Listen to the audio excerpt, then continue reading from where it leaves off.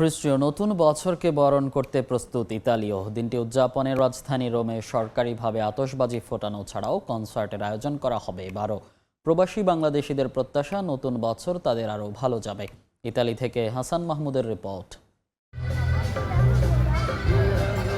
বড়দিনের পর ইতালীয়রা খ্রিস্টীয় নতুন বছরকে বরণ করতে নানা প্রস্তুতি গ্রহণ করেছে।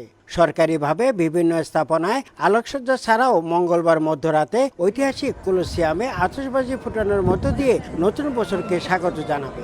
রোম ক্যাপিটাল সরকারিভাবে এই অনুষ্ঠানের আয়োজন করে থাকে।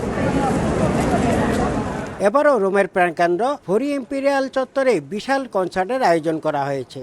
31 ডিসেম্বর সন্ধ্যা থেকেই এ কনসার্ট শুরু হবে। প্রতি বছরের মতো এবারও নানা ইভেন্টের আয়োজন থাকছে নতুন বছরকে বরণ করতে।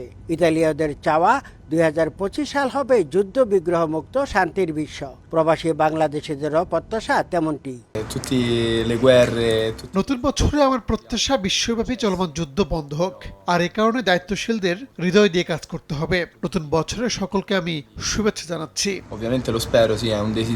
আমরা আশা রাখি যে 2025 সাল আমাদের জন্য অবশ্যই ভালো হবে। 2025 সালে যেন আর যুদ্ধ মারামারি হানাহানি যেন না থাকে, পৃথিবীটা শান্তিময় হয়, এই আশা ব্যক্ত করি। অর্ধেক পাউডারে দ্বিগুণ উজ্জ্বলতা। নতুন রিন অ্যাডভান্সড অর্ধেক পাউডারে দ্বিগুণ উজ্জ্বলতা। গেল 24 ডিসেম্বর থেকে শুরু হয়েছে খ্রিস্ট ধর্মের জুবিলি। নতুন বছরকে বরণ করার পাশাপাশি এই জুবিলিও উপভোগ করছেন বিপুল সংখ্যক পর্যটক। ইতালির রোম থেকে হাসান মাহমুদ, সময় সংবাদ।